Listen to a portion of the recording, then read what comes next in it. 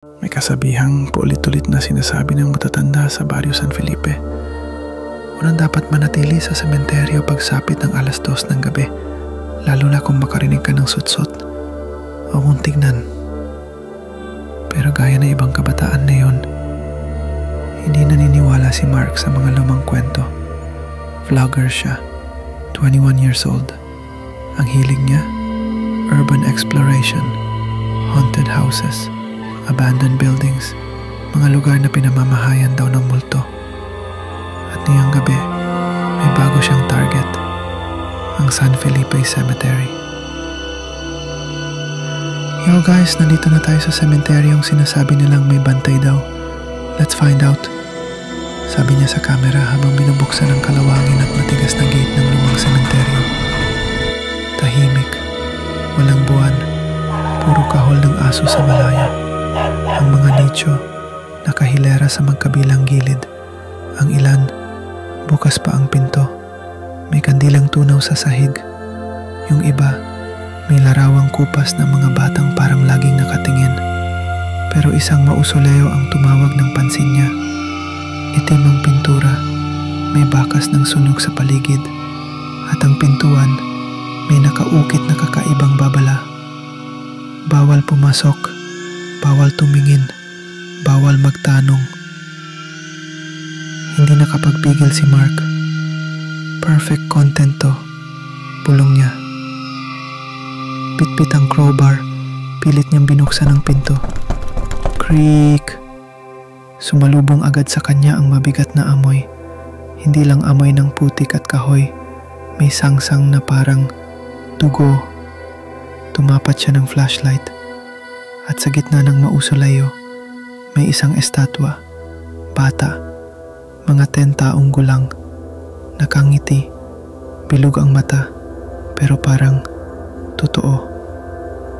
Nang igalaw ni Mark ang ilaw ng flashlight, parang sumunod ang anino ng estatwa. Suminghap siya, at sa di kalayuan, tss, tss, isang mahina pero malinaw na sutsot ang umalingaw-ngaw sa tenga niya. Napalingon si Mark. Wala namang tao, pero sa camera frame, may aninong gumapang sa likod niya. Okay guys, medyo creepy na. Lipat tayo. Bago tayo magpatuloy, i-comment mo muna kung taga saan ka at anong oras mo to pinapanood. Gusto ko malaman kung sino-sino at taga saan ang mga mahilig sa ganitong kwento. Ready ka na ba sa kasunod ng istorya? Huwag kang bibitaw. Pero nang balikan niya ang dinaan ng palabas, sarado na ang gate. Hindi niya mahanap ang daan pabalik. Umiikot lang siya sa iisang lugar. Mausoleo. Mausoleo. Mausoleo. Biglang may tumapik sa likod niya. Wala, pero may narinig siyang pak, pak, pak. May yabag sa likod ng nicho. At dahan-dahang may sumilip. Isang bata, pero hindi na buo ang muka. Kalahating pisngi, butas na. Kita ang gilagid at punggo. Sino ka? Sigaw ni Mark nanginginig. Anong kailangan mo? Hindi sumagot ang bata. Unti-unting lumapit. Tumitingin lang, direkta sa mata niya. At sa hangin, may bumulong. Huwag mong tignan. Tining na matanda, mahina, parang nasa loob ng ulo ni Mark. Pero, huli na, napatingin siya. Diretsong tumingin sa mata ng bata. At doon, naramdaman niyang may malamig na kamay na humawak sa batok niya. Sabay sabog ang ilaw. Pop! Sst! Nawala ang camera. Walang narinig sa audio kundi static. Hanggang sa marinig ang huling tinig. Ngayon, ikaw na ang bantay.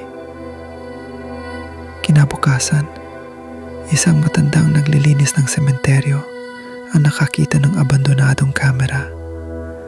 Walang laman ng memory card, pero may isang pitsyola na iwan, isang estatwa ng batang lalaki, nakangiti at may hawak na bagong kamera. ka sa part na to, i-comment mo nga kung nagustuhan mo ang kwento. At kung gusto niyo ng part 2 sa bawat story natin, type part 2. Like and follow mo na rin ako para sa susunod na kababalaghan. At tandaan, huwag mong tignan sa mata